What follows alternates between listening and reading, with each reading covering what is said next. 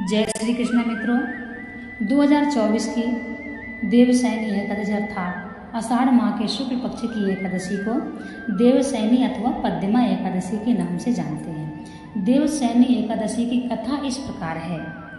बोलिए विष्णु भगवान की जय। भगवान कृष्ण बोले, हे धर्मात्माओं में श्रेष्ठ युधिष्ठिर, आषाढ़ मास के शुक्ल पक्ष की एकादशी का नाम देवशयनी है। ब्रह्मा जी ने नारद से कहा था कि आज के दिन भगवान विष्णु को शयन कराया जाता है और कार्तिक शुक्ला एकादशी को जागते हैं। चतुर्मास का व्रत एक एकादशी से प्रारंभ होता है, यानी चतुर्मास का व्रत इस एकादशी से प्रारंभ होता है। जो मनुष्य ब्रह्मचर्य का पालन कर चतुर्मास का व्रत करते हैं वह विष्णु भगवान को प्रिय हैं। शिवलोक में उसकी पूजा होती है, सर्व देवता उसे नमस्कार करते हैं। चंद्रायण आदि कठिन व्रत में भी यही चतुर्मास के व्रती को समाप्ति चाहिए। ब्राह्मणों को भोजन दक्षिणा से प्रसन्न करें और गौओं का दान कर सके तो उत्तम है, नहीं तो गर्म वस्त्र का दान अवश्य करें और तिल के साथ मिलाकर जो स्वर्ण दान करते हैं वह भोग व मोक्ष दोनों प्राप्त करते हैं। गरीबों के लिए गोपी चंदन का दान देने से भगवान प्रसन्न होते हैं।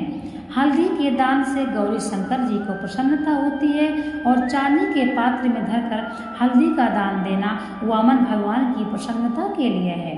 ब्राह्मणों को दही भात का भोग लगाना चाहिए। चतुर्मास व्रत में जो एक बार भोजन करते हैं वह समाप्ति में गरीबों को अन्न खिलाते हैं, वह स्वर्ग को जाते हैं।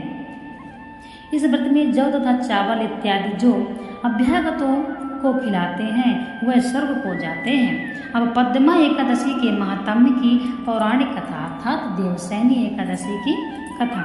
सूर्य वंश में मांधाता राजा प्रसिद्ध सत्यवादी अयोध्यापुरी में राज करता था। एक समय उसके राज्य में अकाल पड़ गया। प्रजा दुखी होकर भूख से मरने लगी। हवन आदि शुभ कर्म बंद हो गए। राजा को कष्ट हुआ।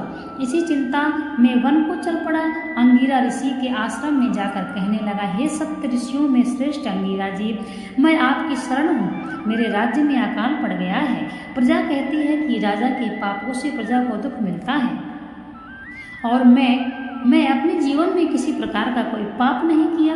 आप दिव्य दृष्टि से देखकर कहो कि अकाल पड़ने का क्या कारण है।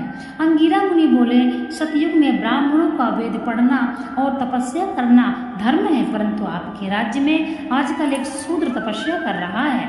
शूद्र को मारने से दोष दूर हो जाएगा, प्रजा सुख पाएगी। मानधाता बोले, मैं उस निरपराध तपस्या करने वाले शूद्र को ना मारूंगा। आप इस कष्ट से छूटने का कोई और सुगम उपाय बताइए। ऋषिराज बोले, सुगम उपाय कहता हूँ।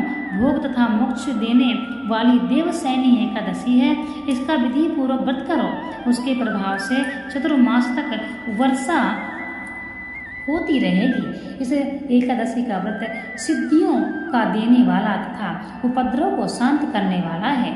मुनि की शिक्षा से मानधाता ने प्रजा सहित पद्मा अर्थात एक देवशयनी एकादशी का व्रत किया और कष्ट से छूट गए। इस महात्म्य पढ़ने या सुनने से अकाल मृत्यु का भय दूर हो जाता है। आज के दिन तुलसी का बीज पृथ्वी पर या गमले में बोया जाए तो महान पुण्य होता है। तुलसी की छुई हुई पवन से ही यमदूत भय पाते हैं। जिनका कंठ तुलसी की माला से सुशोभित हो उसका धन्य जीवन समझना चाहिए। इस प्रकार से देवशयनी एकादशी की व्रत की जो कथा है वह इस प्रकार है।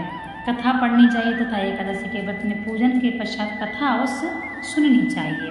तो देवशयनी एकादशी के दिन आपको प्रातः काल उठ करके ब्रह्म मुहूर्त में आपको उठना है, स्नान आदि करके मंदिर जाना है तथा भगवान के सामने आपको संकल्प करना है, निवेदन करना है कि हे प्रभु, मैं देवशयनी एकादशी का व्रत प्रारंभ कर रहा हूँ, धारण कर रहा हूँ।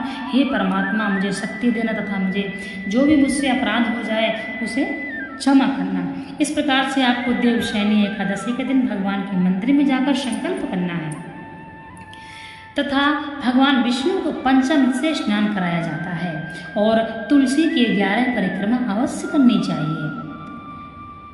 सभी एकादशियों में आपको तुलसी की 11 परिक्रमा करना है और तुलसी के पास आपको शुद्ध घी का दीपक जलाना है।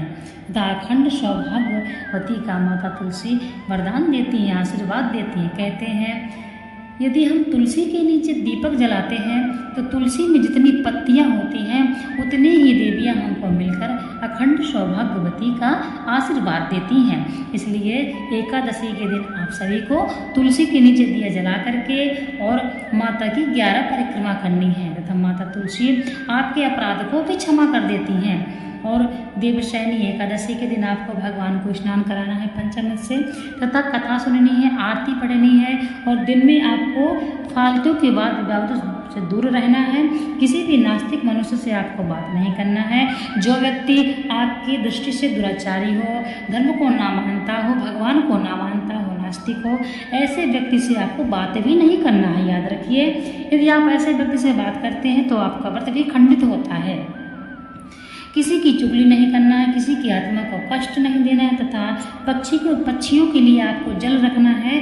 पशुओं को आप दे तो आप अन्न ना दें, फल खिला सकते हैं। गाय को फल खिलाएं, ब्राह्मण को दान में फल दें और मावे से बनी मिठाइयाँ दे सकते हैं तथा बाजार से बना हुआ कोई भी खाने वाला पदार्थ फल को छोड़कर ना खरीदें, क्योंकि जो बाजार की मिठाइयाँ होती हैं वह शुद्ध नहीं है। क्या पता उनमें अन्न मिला हो, अन्न बेसन किस तरीके से बनी। इसलिए आप घर में यदि आप बना सकते हैं तो खोआ की आप मिठाई बनाकर भगवान को भोग लगाएं तथा ब्राह्मण को भी दान दें, कन्या को भी दान दें, गौ को भी खिलाएं, फल खिलाएं। इस प्रकार से आपको देवशयनी एकादशी का व्रत करना है तथा द्वादशी के दिन आपको प्रातः उठ करके पारायण के समय से पहले आपको पूजा पाठ अपनी कर लेनी है। पूजा पाठ करके आपको ब्राह्मण को दान देना है तथा अगर आपके पास सामर्थ्य है तो आप ब्राह्मण को अपने घर में बुलाकर ब्राह्मण को भोजन कराएं, ब्राह्मण को दक्षिणा दें, ब्राह्मण के परिक्रमा करें, ब्राह्मण से आप आशीर्वाद लें। इस प्रकार से एकादशी का व्रत करना चाहिए।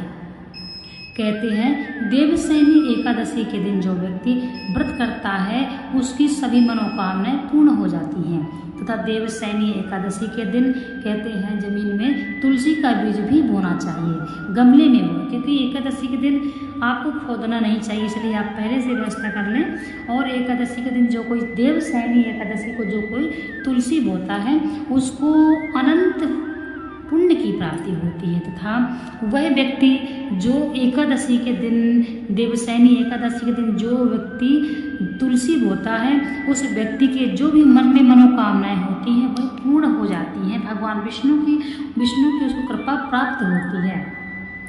देवशयनी एकादशी हो या फिर कोई भी किसी भी महीने की एकादशी हो, आपको तुलसी पत्र तोड़ना नहीं है। बहुत से लोगों को हमने मंदिर में देखा है, मंदिर जाते हैं वहीं पे लोग तुलसी तोड़ लेते हैं, वहीं पे लोग बेलपत्र तोड़ते हैं। तो ध्यान दें, एकादशी की पुस्तक में भी दिया हुआ कि कोई भी व्यक्ति एकादशी के दिन जो व्रत धारण करता है उस व्यक्ति को वृक्ष के पत्ते भी नहीं तोड़ना चाहिए तथा वृक्ष की लकड़ी भी नहीं तोड़ना चाहिए और आम के पत्ते जो नीचे गिरे पड़े हैं उनको उठाकर आपको कंठ शुद्ध कर लेना चाहिए। तो देवशयनी एकादशी के व्रत से हिंदू धर्म में मानता है कि इस एकादशी से भगवान नारायण चतुर्मास के लिए सो जाते हैं, इसलिए 4 महीने कोई भी शुभ कार्य नहीं होता है। जैसे कि विवाह हो गया, मुंडन संस्कार हो गया, गृह प्रवेश हो गया, ऐसे बड़े बड़े कार्य देवशयनी एकादशी के पश्चात नहीं होता है। जो व्यक्ति चतुर्मास का व्रत रखते हैं वह व्यक्ति इस एकादशी से व्रत प्रारंभ करते हैं। तो इस एकादशी का बहुत ही महान पुण्य है और किसी भी जीव को कष्ट न दें तथा दशमी के दिन से ही लहसुन प्याज त्याग करके भगवान नारायण का व्रत करें, भगवान विष्णु का पूरी श्रद्धा भावना से पूजा करें, कथा सुने, आरती पढ़ें।